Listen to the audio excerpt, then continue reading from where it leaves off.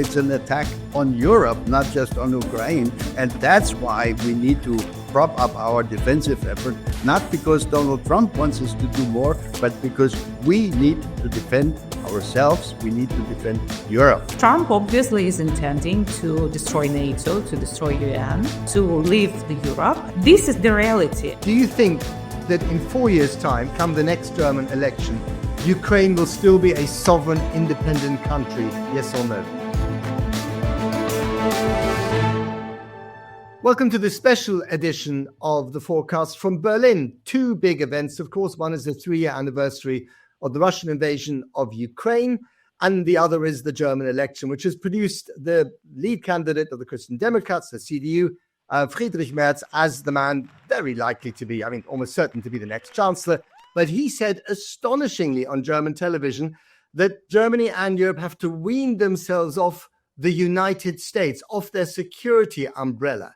So given the fact that you've got an aggressor to the east in the shape of Vladimir Putin and an antagonist, if you like, in the shape of Donald Trump on the western flank, can Germany, can Europe even do this? Some really enormous challenges. To discuss all these very complex but fascinating issues, I'm very happy to say that I'm joined now by two guests, Alina Frolova, who's the former Deputy Defence Minister of Ukraine, and Wolfgang Ischinger, who was Germany's ambassador to Washington, but also head of the Munich Security Conference between 2008 and 2022, and is still the president emeritus, if you like, of that illustrious organization. Let me start with you, Wolfgang Ischinger, if I may. Friedrich Merz himself said, "It's astonishing to hear me say on German television that Germany has to wean itself off America's security umbrella." Is that even possible? Well, first of all, it's great to be on your show. It's wonderful. I look forward to our discussion. Regarding Friedrich's statement of last night, I would warn against over-interpreting this. Friedrich Merz, whom I know quite well, is the last person on earth who would want a weaker NATO, who would want to disassociate himself or Germany from the United States or from the North Atlantic Alliance. We all know how dependent we are. And the question is, can we make ourselves a little less totally dependent on, let's say, on Donald Trump and what he has been saying? We are very concerned. I am personally very concerned that certain statements by the President of the United States would tend to weaken the credibility and the capability of NATO, at least as seen potentially by our adversaries in Moscow. So again, let's not overinterpret the Merz statement of last night. It's in line with the general idea of doing more and creating more self-reliance for Europe in the area of security and defense. We'll talk about, the details of that in terms of defense spending in a minute. But Alina, if I could turn to you, that there you are in Kyiv. You're watching the Europeans have this debate with themselves. You're watching the spat between Paris and Berlin and Washington. And then, of course, the conversation between Moscow and Washington about the future of your country, to which you are not party at the moment. You must be tearing your hair out. It takes too much time and it takes too long for Europeans to finally get into reality. I mean that if something is like moving like duck, sounds like duck, and behave like duck, probably this is duck. And I think that Europeans need to accept that they're responsible for their security. They need to have their own capabilities to defend the security. They need to identify enemies. They need to be prepared by themselves as well as Ukrainians. And I think that this could be a start for being ready. Because otherwise, I don't expect that we can, see the some kind of different path from Trump policy. Trump obviously is intending to destroy NATO, to destroy UN, to leave the Europe, and whatever we could say, trying to find some kind of other meaning, other options. This is the reality, and military always trying to plan the worst case scenario. I think it's time to have a worst case scenario and to understand And I think that what we see now, this is like quite a result of all the long-term policy of the European politicians, unfortunately. And that is why probably it's so difficult to acknowledge that, because this is the responsibility of all of them, and to move forward. With Ukraine, I should tell you that we know where we are moving. We know that without the United States, it would be much more difficult and more losses. But it doesn't mean that we will accept whatever is like us decided behind our neck, and we can define ourselves as a nation. We can define our path, and we will follow it. Wolfgang, worst case scenario, which could be, the Russians at some stage trying to attempt some kind of invasion or military action against a NATO member like the Baltic republics or indeed Poland. And here in Berlin, you talk to people of a certain generation, they're very worried that they could see war again, even in this city, which seems like a totally outlandish scenario, but nothing, as far as many people here are concerned, is off the table. Here's my question. If it is a worst case scenario that Europe has to prepare for, then won't we see, people like the Poles say, well, actually, we're not going to send troops to Ukraine as a tripwire or peacekeepers. We need them for ourselves. We're not going to be sending newly made weapons to the war in Ukraine because we might need them for a rainy day for ourselves. So the threat of Putin in the East and kind of increasing antagonism from our protector in the United States means that it's basically dog eat dog. Yes, indeed. One always needs in grand strategy, in defense, in foreign policy, to think about the possible worst case. And the realistic worst case is, of course, to be concerned about Russia potentially exploring opportunities not only to eliminate the sovereign existence of Ukraine, but to further increase its territorial ambitions in Central Europe, looking at Georgia, looking at Moldavia, looking potentially at the Baltic states. So I think these fears are not unfounded, and this is why we need to do a lot more. I am not prepared to accept at this moment that the United States is about to abandon NATO. I've not heard anyone suggest that. I'm worried about the spat which was created a couple of days ago between President Trump and President Zelenskyy. I hope this can be smoothed over. I would very much hope that the United States uses its power to convene a meaningful negotiating strategy and negotiating process about the future of Ukraine, but surely not without Ukraine, surely not above the head of Ukraine, and surely in coordination with European partners. How would the United States wish to implement the result of a negotiating process being 5,000 miles away, if not through the means, the capabilities, and the presence of the European neighbors of Ukraine? So we are the natural partners, neighbors, and we are the ones who are going to be burdened with the outcome. So we need to be part of the process, and I think we will be part of the process. I'm not prepared to consider what has happened as either the end of NATO, the end of US support for an independent and sovereign Ukraine. We're only now at the beginning, on the eve, so to speak, of a negotiating process which hasn't even started seriously. Wolfgang, you said that surely Europe has to be involved in the implementation of whatever comes out of these ceasefire talks. But does surely still work in the world of Donald Trump? I happen to be among those who have been saying and thinking that it was totally okay for the United States to start the opening gambit, to take the first step. Who else but the United States could have started a first discussion with Russia? That's what happened in Saudi Arabia. It was, as far as I can tell, with respect to Ukraine, a kind of exploratory discussion, but not yet the beginning of meaningful direct negotiations, either with or hopefully with Ukraine, and including in some shape or form the Europeans. So I'm a lot less worried about what happened in Riyadh than some other people are. I think that was okay if the next step is the start of a more inclusive negotiating process about the future of Ukraine. You make it sound so reasonable and so relatively optimistic. Alina Frolova, do you share that reasonable optimism? No, I don't share, unfortunately. I think that, unfortunately, Mr. Ischinger hope cannot be a part of the strategy.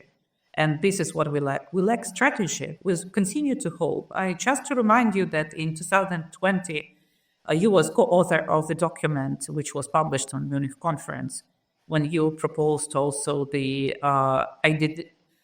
discussion about national identity of Ukraine involving Russia. And this is something which everyone is trying to do. So I don't know from where it is the basic value which is declared is that nations has the right to decide their destiny.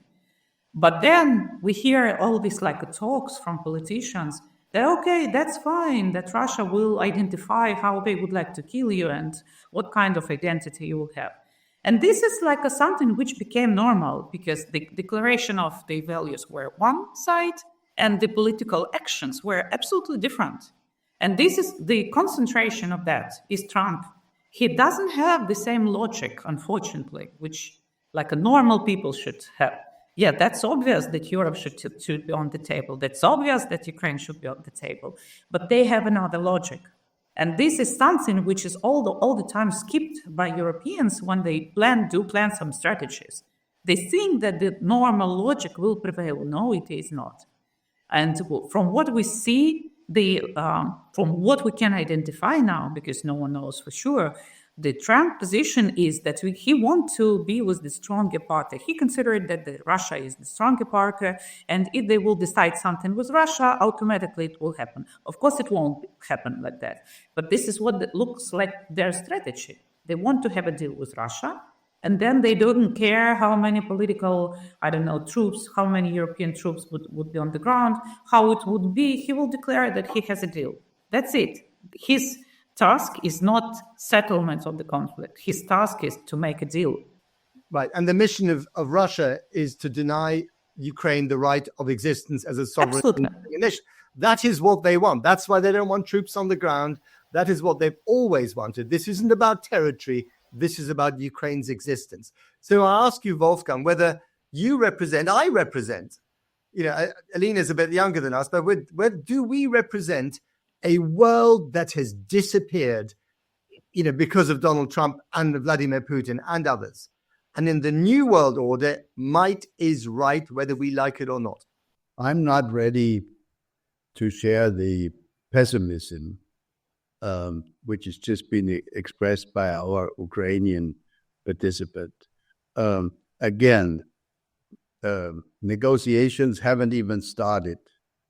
And my prediction is that the Trump administration will discover rather quickly that Russia is not simply going to sign on to whatever suggestions or proposals the United States is going to make.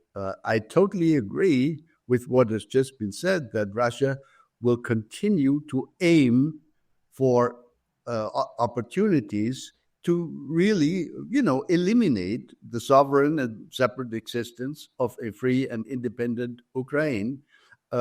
I don't think that the United States, I don't think that Donald Trump is ready to accept that kind of notion. I'm not his spokesperson, obviously, but I just cannot imagine that it would be in the interest of Donald Trump when he thinks about China or when he thinks about anything else in grand strategy, that it would be in his interest, after the disastrous departure by the United States from Afghanistan, to show for a second time within just a couple of years how you abandon a partner and an ally and somebody whom you've been supporting for for many years. Sometimes it is being forgotten in this discussion that it was not Obama, it was not Joe Biden, but it was Donald Trump who was the first American president who gave to Ukraine lethal weapons in 2017. Without the javelins, the Ukrainian army could not have defended itself as effectively as they did when the Russians flew in their helicopters into the Hostomel airport exactly 3 years ago today. So, there are always two sides of this. And again, we're only at the beginning. We need smart diplomacy. And I think America will discover, let me put this colloquially, that Vladimir Putin is going to be a very, very hard nut to crack. And that this may actually take a very long time to agree a document that everybody can agree with. Ukraine, Europeans, United States, and Russia. To also use vernacular, Trump doesn't want to be seen as a major loser the way that Biden was after the rather hasty departure from Afghanistan, even though it was Trump who first suggested getting out of Afghanistan when he was still president. Alina, when you look at the rather confused picture of what's going on in Europe at the moment, the Brits are suggesting sending troops. Mr. Merz, the new chancellor, says, I want to wean myself off America. The Poles are saying, well, actually, those troops, we like to keep them ourselves. In a coherent world, what would you actually like the Europeans and especially the new German government to do for Ukraine? Well, the first I would like to address about my pessimism. This is not pessimism. This is quite a realistic, from my point of view, position, which gives us a possibility to plan the future and to act in accordance with that plan. And I think that what Europeans could do, I still believe in alliances. I still believe in because collective defense, yes. But unfortunately, I don't expect it would be NATO for the next 5 or something years. So I think that building up some kind of new alliances of those nations who are ready to step in and defend their way of living, not only project something, but to defend their way of living. And I think that we can speak about the Nordic, Baltic countries, France, possibly Germany now, I believe so, Czech Republic, and some other countries who are ready to act. And this is something which Ukraine should invest in now. It's attention and attempts, and this is something which Europeans need to invest. I don't think that we need now to spend the time for trying to ensure Orban, for example, to join this or someone else. I think that what we need is to have this a fast collective defense agreements and possibility of actions and understanding of those actions of those nations who are ready to do so. Because the time is passing by and Ukraine is paying quite a high price. Of course, we need the weapons. Of course, we need investments. Of course, we need some kind of collective collaboration in exchanging of experience, which Ukraine has. But that's realistic. EU still has one of the biggest economies in the world. And how does it project in, for example, defense industry? I don't think that this is the right approach. Let's say the German chancellor has a stable coalition, and let's say he manages to impose his will that German Taurus missiles, which Ukrainians want, will be sent to Ukraine, right? Which has been blocked by the outgoing chancellor until now. At the same time, you've got ceasefire talks between Russia and America. I mean, surely that's an excuse. Those talks are an excuse not to send more weapons to Ukraine, to put you in a stronger position. Well, yeah, for some nations, yes. For those who do understand, it won't be an excuse because Russia is in peaceful talks with US, but last night it was the biggest number of the drones and UAVs sent to Ukraine and to Kyiv. It was around 300 UAVs only, plus missiles. Russia is intensifying their attacks now, demonstrating that they still have a force to do so. And so why it should stop us from doing so? Yes, sure. The negotiations are going on, fine. Let's look where it will lead, which doesn't mean that we need just to stand and look how they will kill us. No, we still need to fight and fight back and get the better positions. That is why I think that those politicians who are just like have a clear mind, they do understand it. And I don't expect that Europe will decrease now supplies of weapons. Okay, Wolfgang, looking at the situation in Germany, it is absolutely fascinating that the mainstream parties have been squeezed. The parties that have done well, the AfD, the best result in 12 years of its history, Die Linke, the left party, the kind of hangover from the East German communist regime. Oddly enough, they did very well in West German cities. But both those fringe parties on the right and the left are anti-NATO in its current existence. They are anti-war in Ukraine. They want to sue for peace. And these are the young people who would have to fight if Germany, let's say, had conscription again. That's the problem, isn't it? German society, even if you can find the money to spend on weapons, society is not ready for any kind of military confrontation with someone like Russia, or indeed weaning itself of, sugar daddy America. Well, actually, the situation in Germany is even more confusing than you just described it, Matt. Steady on. That was confusing enough. Let me give you the most brilliant example of the confusion. The AfD, whom you just described correctly as a party to which, unfortunately, regrettably, as I see it, many young people have wandered. The AfD is the only party which is actually demanding the reintroduction of conscription. Interestingly enough, that has apparently not deterred many, many young people from voting in favor of this right-wing party. You're right. The result of this election is not brilliant, at all, but it is reliably good in order to change the course and the dynamics of German domestic and foreign policy. In terms of domestic policy, the main reason why the right wing and the left wing have gained so much ground has been our unsuccessful attempts so far at limiting illegal migration. This is the same thing in other countries, obviously. It's even in the United States, one of the main reasons why Donald Trump won and not his adversary. But let me just add one point on Ukraine. I have personally advocated, I don't know how many times, that we should turn things around and not continue to react to what Russia has been doing and complaining that Russia is bombing or destroying, Ukrainian hospitals and attacking civilian installations. I've been arguing for a very long time that we should turn things around and tell President Putin, we as the West, I'm not talking about a German position, I'm talking about the Western position, NATO position, if you wish.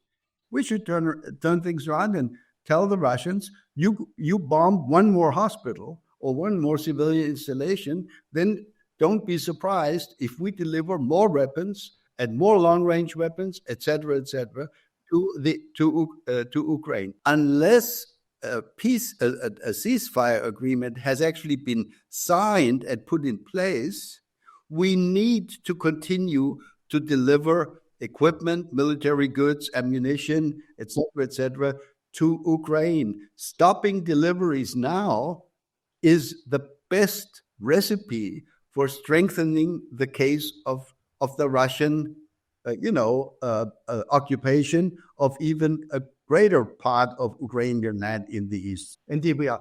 Finally, and this is literally one line of prediction from both of you, and a painful question, if you don't mind. Alina, do you think that in 4 years' time, come the next German election, Ukraine will still be a sovereign, independent country? Yes or no? Absolutely sure, yes. Wolfgang, in 4 years' time, come the next German election, do you think the next German chancellor will be called Alice Weidel from the AfD? No, I don't think so. And I would simply say that we need to understand, the German voters, I think, are beginning to understand that the Russian aggression against Ukraine does not simply require us to support Ukraine. It needs to be considered a threat to our very European existence and our values. So it's an attack on Europe, not just on Ukraine. And that's why we need to prop up our defensive effort, not because Donald Trump wants us to do more, but because we need to defend ourselves. We need to defend Europe. And that's an extraordinary thing to hear from a former German ambassador to the US and head of the Munich Security Conference. Thanks very much to both of you. We'll get back to you in 4 years' time, assuming that we're still all around and not speaking to you from a bunker somewhere. Alina Frolova and Wolfgang Ischinger, thank you very much. That's it from the special edition of the Fourcast in Berlin. Goodbye.